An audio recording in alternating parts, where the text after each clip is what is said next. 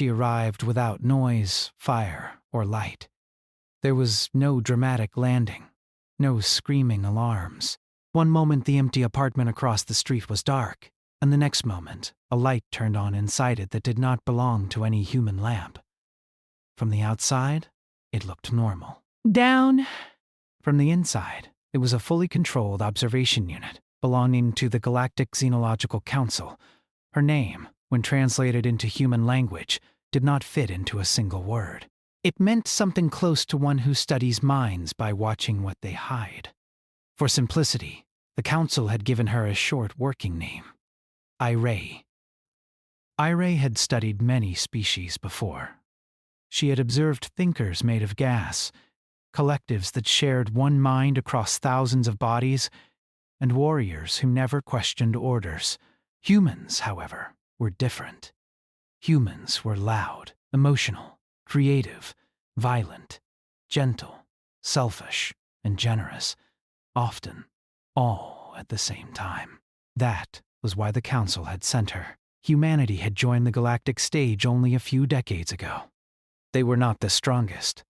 They were not the smartest, but they were unpredictable, and unpredictability made the Council nervous. Iray's mission was simple: study humans in their natural environment and find patterns, find rules, find limits. On her first day, she observed crowds. She watched humans rush through streets, stare at glowing screens, argue loudly, laugh suddenly, and cry without warning. She recorded everything: movement, speed, facial expressions, tone shifts, reaction time.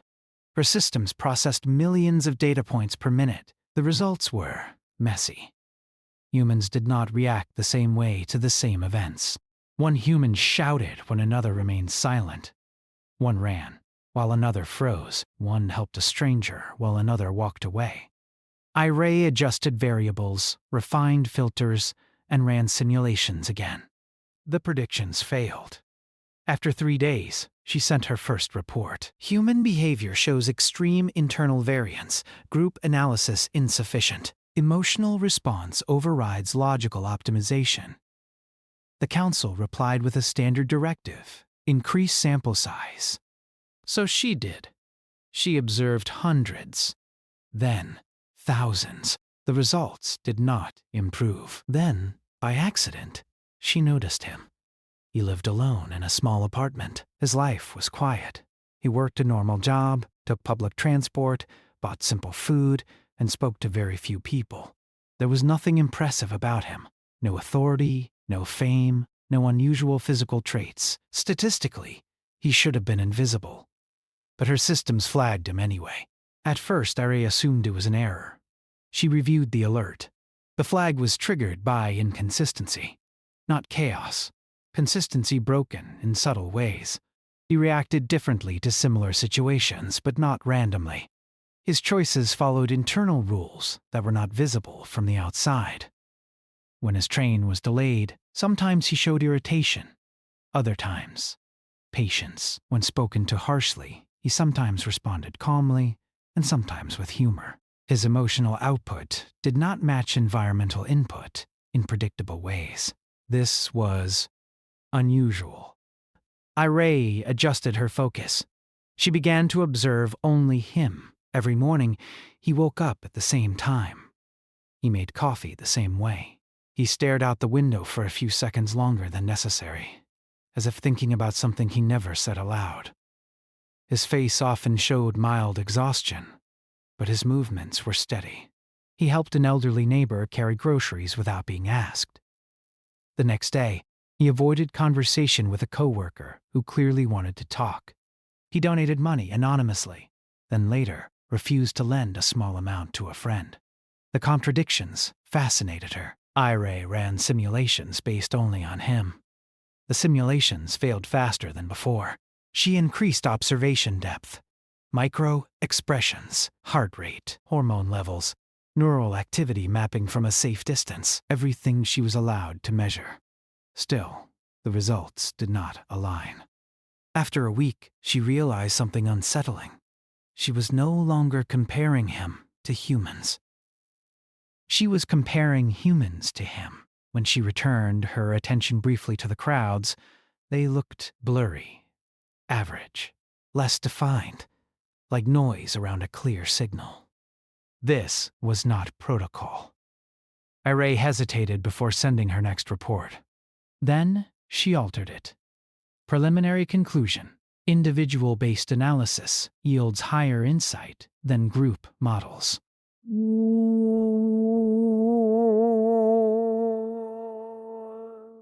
Request permission to conduct deep study on a single human subject. The council took longer than usual to reply. While waiting, Iray continued watching. One evening, the human stopped on a bridge during his walk home. Traffic moved below. Lights reflected on water. His posture suggested tiredness, but not despair. He took out his phone, read something, sighed, and smiled faintly. The smile confused her. It was not triggered by pleasure or reward. It seemed private. She ran emotional analysis. Result: internal reflection, memory-based response, mixed emotional state. Iray replayed the moment several times. Why would a human smile alone, with no audience? Her species expressed emotion only as communication. Feelings without witnesses had no function. Yet this human felt something just for himself. That night, Iray dreamed. This was impossible. Her species did not dream. Their rest cycles were blank. But in the dream, she was standing on the same bridge, looking down at the water. She did not understand why. She woke immediately and ran diagnostics. All systems normal. She shut the dream file and did not report it. The next day, she decided to interact. Direct interaction was allowed under cultural exchange protocols, as long as her identity was disguised and information flow remained controlled. Iray adjusted her appearance to match local norms and arranged a chance meeting. It happened in a small cafe. The human stood in line, scrolling on his phone. When he reached the counter, he hesitated, unsure what to order. Iray stood behind him. She spoke. "Take your time," she said, copying a common human phrase. He turned, surprised, then nodded. "Yeah, thanks." Slightly tired, honest. He ordered something simple and stepped aside. Iray followed. When he dropped his coins, she picked them up before he could bend down. "Here," she said. "I'm not very awake today," she tilted her head slightly. Why not? It was a neutral question. Safe, he considered it. Long night. Thinking too much. Thinking too much. Iray logged the phrase. They stood in silence for several seconds. Humans usually filled silence quickly. He did not. "Do you come here often?" he asked finally. "Yes," she answered truthfully. "I am observing." He smiled. "That makes two of us." That response caused a brief system lag. "What do you observe?" she asked. He shrugged. "People, patterns, myself." That answer increased her interest rating sharply. They sat at separate tables. She did not push further. Observation was enough. As days passed, their interactions increased naturally. Small conversations. Shared space. No forced questions. No probing. Iray noticed something important. He did not perform. Most humans adjusted behavior when observed. This one did not change much. He did not try to impress her or hide flaws. When he was tired, he said so. When he was unsure, he admitted it. This honesty was rare. One afternoon, while walking together by coincidence, a stranger shouted angrily at him for bumping into them. The human apologized immediately, even though the fault was unclear. Afterward, Iray asked, "Why did you apologize?" He thought for a moment. "Because it cost me nothing, and it might make their day better." This logic stunned her. It was inefficient. It was unbalanced. It was kind.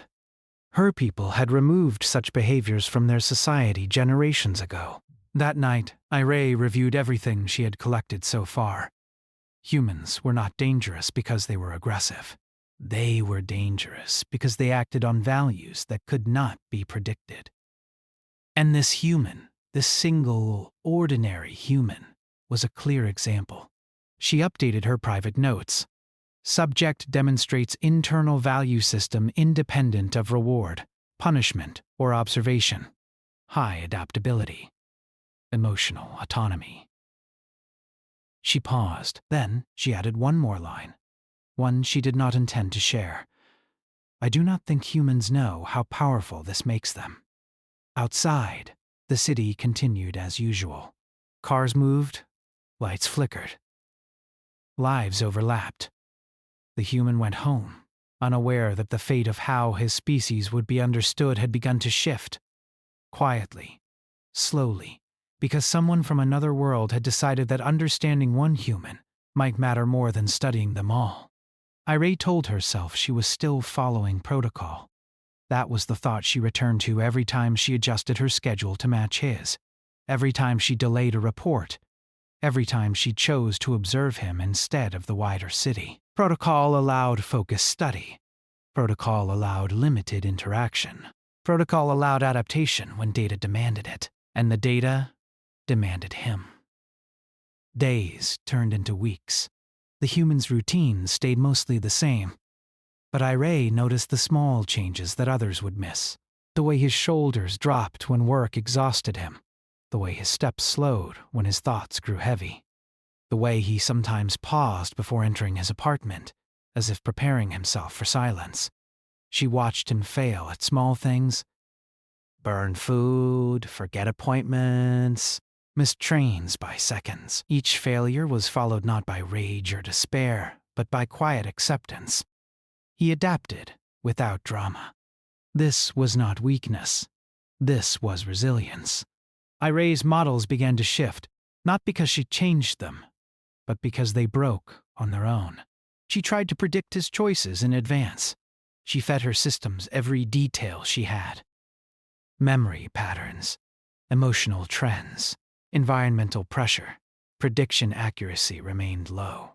Yet when she reviewed why predictions failed, she found something consistent. The human chose based on meaning, not outcome. One evening, they sat in the cafe again, not as a planned interaction, but as a habit that had formed naturally. He stirred his drink slowly, watching the liquid move.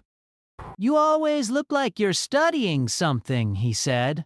I am, Irene replied. What is it today?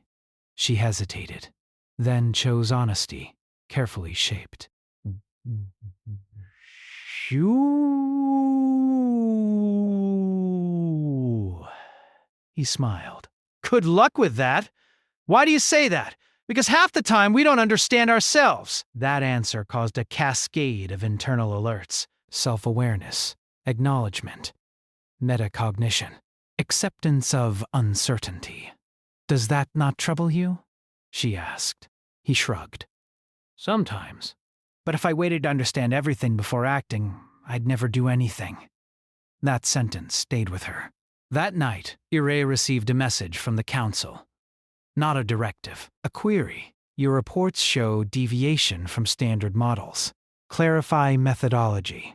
Her internal temperature dropped. This was attention, but tension was dangerous.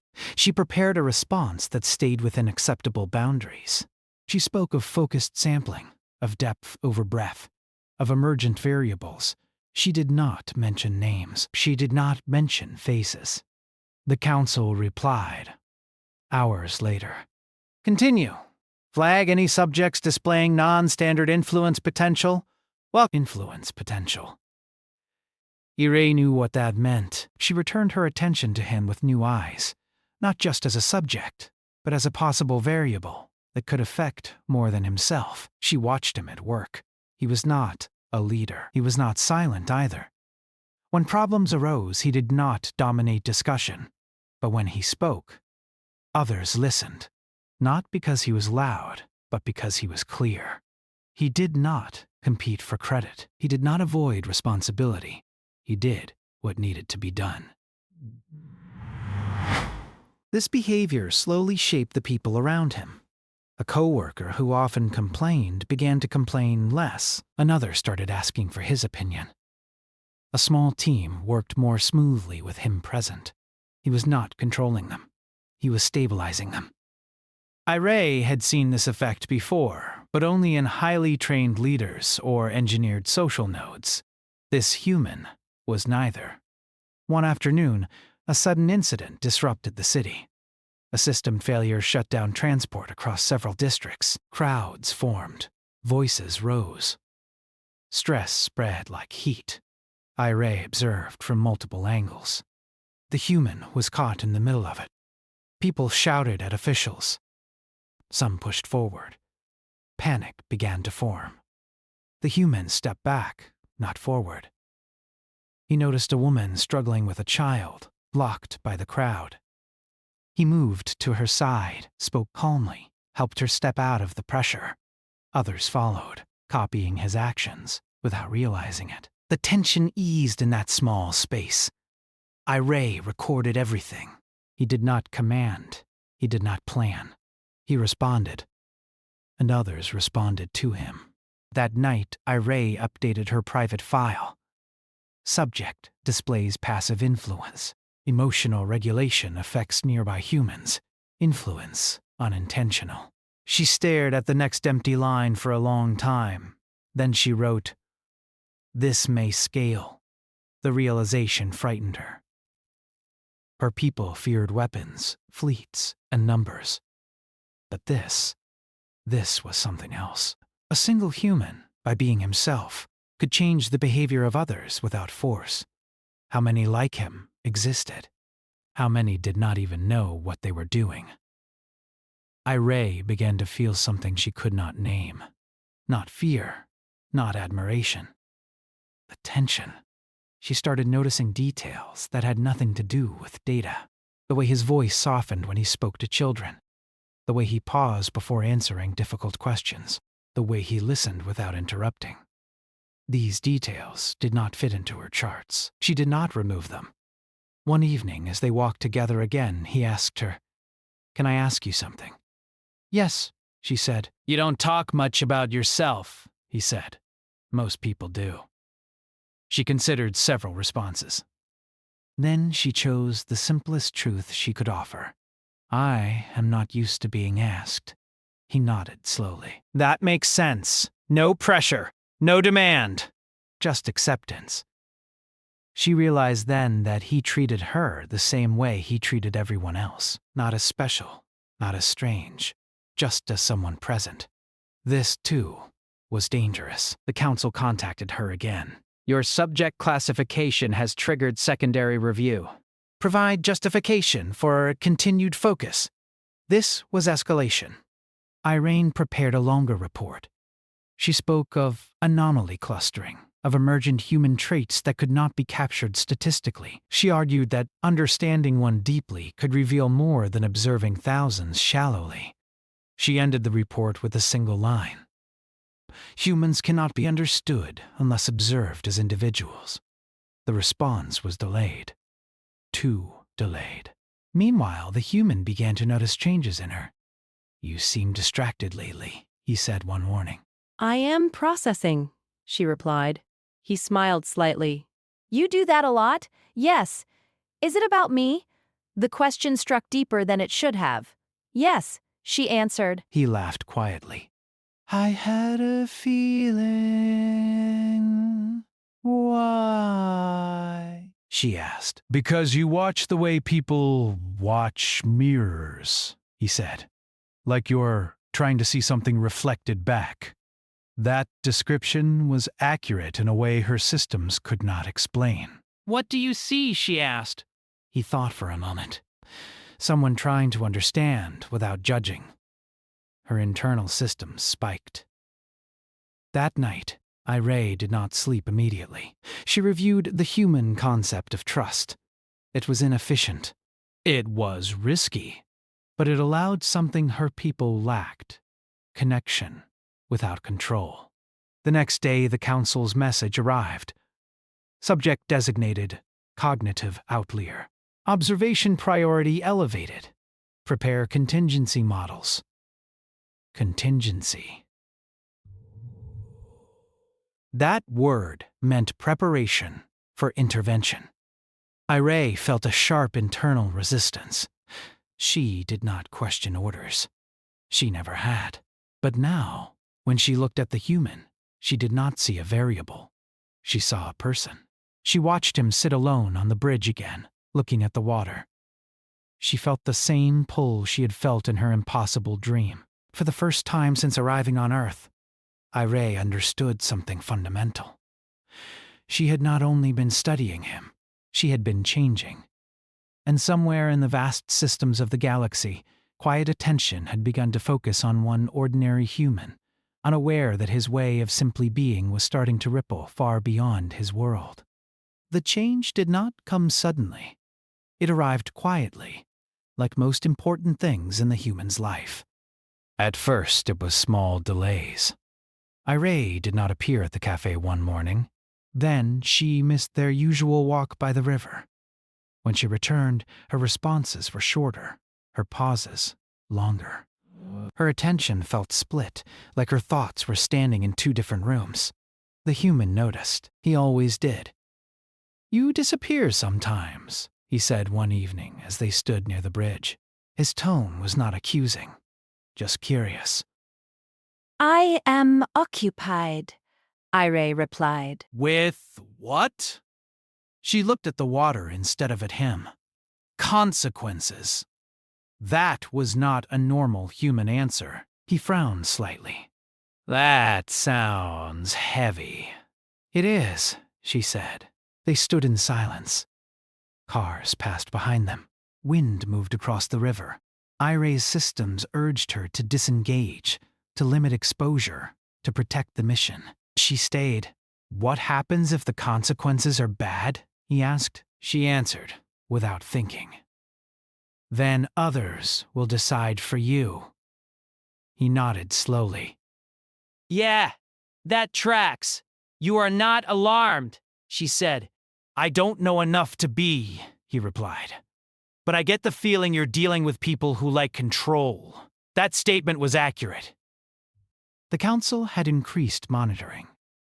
Irene could feel it in the subtle tightening of data channels, the way her observation permissions were being reviewed more often. Her private notes were no longer truly private. She adjusted her behavior carefully. But humans were good at noticing patterns that machines missed. Over the next few days, the human began asking questions, not sharp ones, not demanding ones, gentle ones. You ever feel like you don't belong where you are? Do you miss home? Is there anything you wish you could say, but can't? Each question landed closer to the truth. Irene deflected most of them. But each deflection cost her energy, not computational energy. Something else, something she had no word for. The situation escalated faster than she expected. It began with an announcement. A joint human-alien administrative group declared a new efficiency initiative. It would restructure certain human systems under alien guidance. Transport. Data flow. Resource distribution. The language was calm, reassuring. The human read the announcement on his phone one morning and frowned.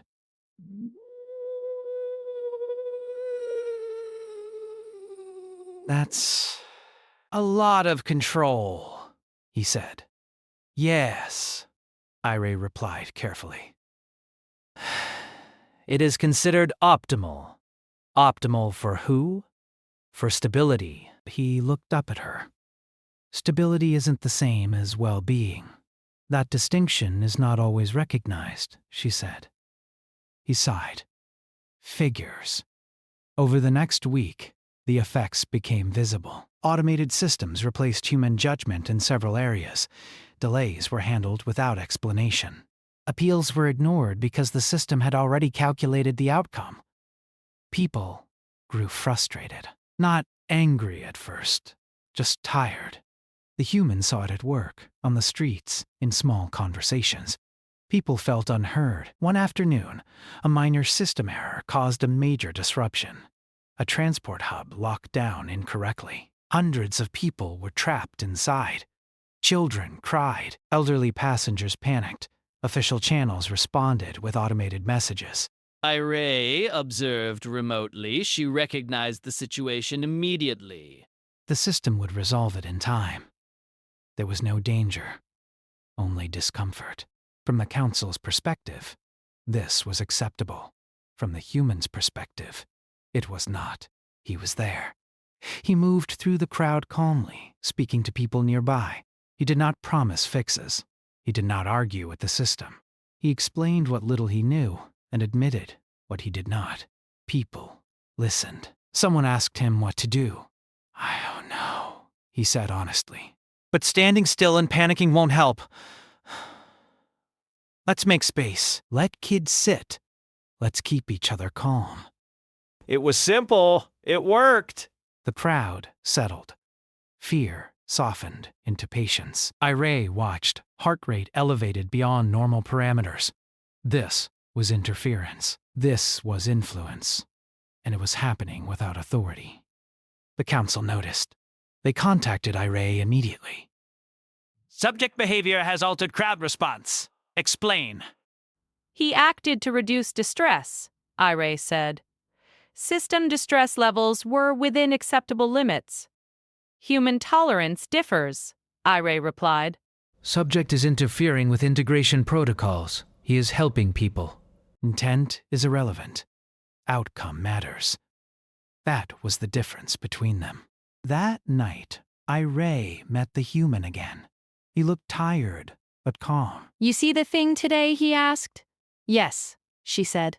People were scared, he said. They didn't need a perfect answer. They needed someone to actually see them. You undermined system authority, she said quietly. He met her gaze. If authority can't handle being questioned by basic kindness, maybe it deserves to be undermined. Her systems screamed warnings. This was dangerous speech. You should be careful, she said. So should you, he replied gently. You're not as hidden as you think. That sentence froze her. What do you mean? He hesitated, then spoke. You don't react like other people. You don't miss details. You don't get flustered. And sometimes you look at the world like it's new. Her disguise systems held, but internally, everything shook. I don't think you're from here, he said. Silence stretched between them. She could deny it. The protocols allowed that. Instead, she asked, if I were not, would that change how you see me? He thought for a long time. No, he said finally. I just want to know why you came. For understanding, she said. Then maybe you're doing it right, he replied. That answer created a conflict Iray could not resolve logically. The council escalated again. Subject poses long-term unpredictability risk. Recommend containment via social dampening. Containment did not mean imprisonment. It meant influence removal, isolation, making him irrelevant. Iray felt something break inside her. She reviewed everything she had learned. Humans acted on values. This human acted on values even when it cost him. Her people valued stability above all else. She now understood the cost of that choice. The next day, she altered a report. Just a small change, a shift in language. She described the human not as an outlier, but as a baseline example of individual human response. She emphasized that suppressing such behavior would reduce trust, not increase stability. She attached observational evidence. She knew the risk. That evening, she met the human on the bridge one last time before the review. They're watching closely now, she said. He smiled faintly. They always are. Things may change, she said. They always do. She looked at him. really looked. You don't know what you've done, she said. He leaned on the railing. I usually don't. I just try to do what feels right. That was the answer. That was the problem. As night settled over the city, Iray realized the truth fully. Humans were not powerful because they were united. They were powerful because, even alone, even uncertain, even tired, they would still act. And no system in the galaxy was built to handle that. The review began without warning. Iray felt it first as pressure. Her access slowed. Her observation range narrowed. Messages that once flowed freely now arrived delayed, filtered, stripped of tone. The council did not announce judgment. They never did. They simply adjusted the environment until the correct behavior became the easiest choice. Return. Disengage. Correct deviation. Iray did not return. She stayed on Earth, still disguised, still walking human streets, still breathing air that felt heavier now. The human noticed the change immediately. You look like someone waiting for bad news, he said as they walked side by side through the park. I am, Iray replied. Want to talk about it? She paused. Protocol urged silence. But silence was no longer neutral. Silence was a decision. They want me to leave, she said. He stopped walking. Just like that? Yes. And you? I have not decided. He nodded slowly. That's a decision too. She looked at him. You are not afraid. I don't know enough to be afraid, he said, but I know enough to say I'd miss our talks. That statement carried no demand, no attempt to bind her, just truth. It was more persuasive than any command. The council sent another message that night. Field Agent Iray. Your reports show unacceptable bias. You are ordered to terminate individual-focused study and return for reassignment. Terminate! That word hurt in a way she did not expect. She reviewed her mission logs. Her early certainty, her clean objectives. She compared them to her current state, full of questions, unresolved conflicts, unapproved attachments. By council standards, she had failed. By human standards, she had learned. The next day, enforcement began. Not soldiers! Not weapons, observers. Iray sensed them before she saw them. Other agents, disguised, watching the same streets, the same people. Their attention brushed against hers like cold metal. They were here for the human, not to harm him, to erase his influence. His workplace received a restructuring notice. His role was deemed redundant. He was offered reassignment far from the city, isolated from the environments where his presence mattered. He read the notice quietly at home. That's inconvenient, he said. That is deliberate, Iray replied. You think I caused this? Yes, he considered that. Funny, I didn't feel like I was doing much. That is why it matters, she said. They walked together that evening, slower than usual. The city felt tense, as if something invisible pressed down on it. Are they dangerous? He asked. Yes, she answered honestly. Then why are you still here? She stopped. For a moment, she allowed herself to answer, without filters. Because leaving would mean agreeing that understanding does not matter. He looked at her for a long time. You're choosing a hard road. Yes. Good, he said. Easy roads don't change anything. The next move came quickly. The council issued a public statement through joint channels. It framed new restrictions as safety measures. Individual action was discouraged. Collective compliance was praised. Messaging emphasized calm, order, predictability. The human watched it all unfold. They're afraid, he said. They would say they are being cautious, Iray replied. Same thing, he said. Just sounds better. People began to feel it. Not panic, suppression. Conversations shortened. Public spaces felt quieter, but not peaceful. like everyone was holding their breath. The human refused reassignment. He did not protest loudly. He simply declined and stayed. That refusal triggered a final escalation. Iray was summoned. Not physically, but mentally. A secure channel opened, bypassing all filters. The presence on the other side was heavy, old, absolute. You have compromised the mission, The council voice said. I have fulfilled it, Iray replied. You were sent to study humans, not to sympathize with them. I studied one human, she said. And learned what you cannot measure. Your emotional contamination has impaired judgment. Or expanded it. Silence followed. Then, the subject's continued presence destabilizes integration. He must be neutralized socially. No, Iray said.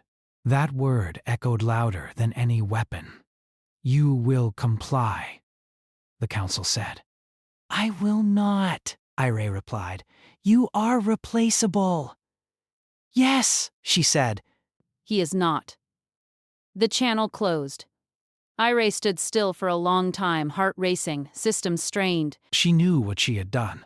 She had crossed a line her people never crossed. Choice over command. She went to him immediately. They're coming, she said. Not to hurt you. to make you disappear. He exhaled slowly. Guess I should have seen that coming. You can still leave, she said. I can arrange it. He shook his head. If I go, they win without learning anything. You could survive. He smiled faintly. Survival isn't the same as living. That was another human distinction. Together, they did something small. They talked. Not to crowds, not to leaders, to individuals, neighbors, workers, friends.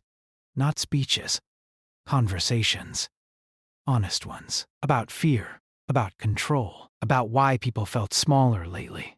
The effect was slow, but real. People started asking questions again.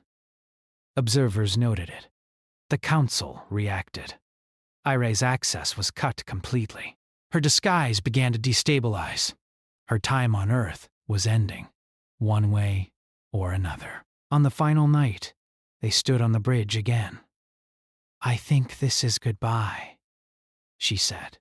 Maybe, he replied. You changed how they see humans, she said. Even if they don't admit it. He looked at the water. I didn't mean to. I know. She faced him fully now, no longer hiding the truth in her eyes. You changed me too, she said. He met her gaze. Then it was worth it. Lights flickered across the river. The city breathed around them. Far above, unseen, the galaxy adjusted its calculations.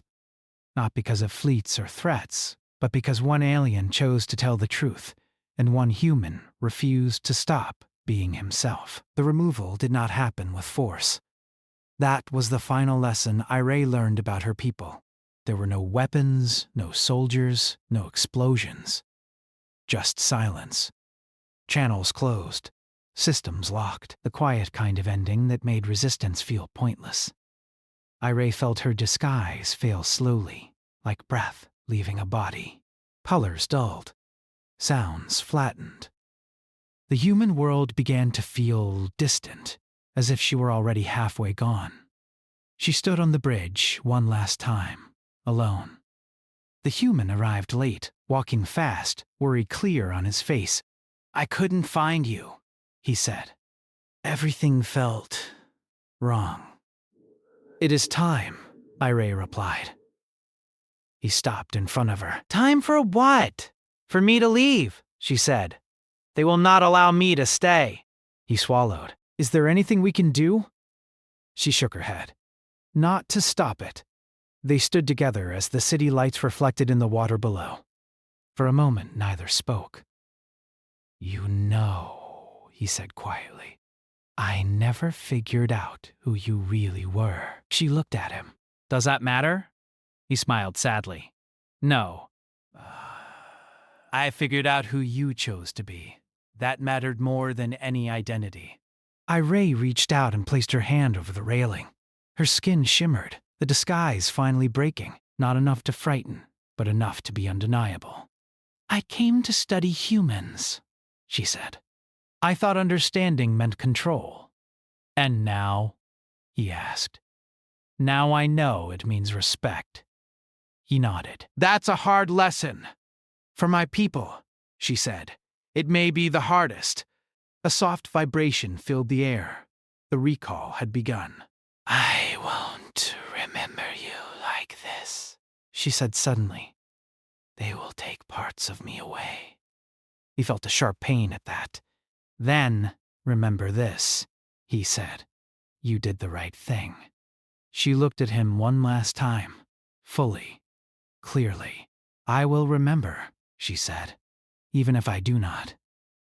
The light took her. To the human, it looked like she simply faded, like a reflection disturbed by water. Then she was gone. The city continued. Cars moved. People walked. No one screamed. No one noticed that something important had just ended, or begun. In the weeks that followed, changes spread quietly. The efficiency initiative slowed. Reviews were called. Alien administrators began requesting human advisors instead of replacing them. Language softened. Control loosened. No announcements explained why. Inside the council, Iray's final report circulated, edited, reviewed, argued over. Many wanted it buried. Some wanted it destroyed. But a few read it carefully. The report did not praise humanity. It warned them. It spoke of humans as individuals first, collectives second. It explained that no system could fully predict a species where personal values could override survival logic. It stated clearly that attempting to suppress this trait would only increase resistance. The final line caused the most debate. Humans are not dangerous because they seek power. They are dangerous because they will act even when powerless. That line was not removed. On Earth, the human returned to his ordinary life. He found another job. Less important, maybe, but closer to people. He continued helping where he could, speaking when needed, staying quiet when not. He never became famous. He never led a movement, but small things changed around him. People listened a little more, questioned a little more, trusted themselves a little more. And that mattered.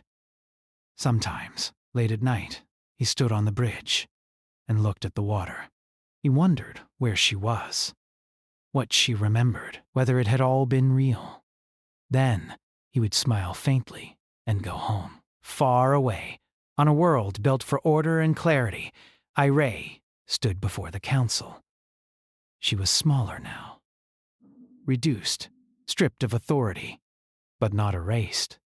They had tried. You failed, one voice said. I learned, she replied. You endangered stability. I preserved truth.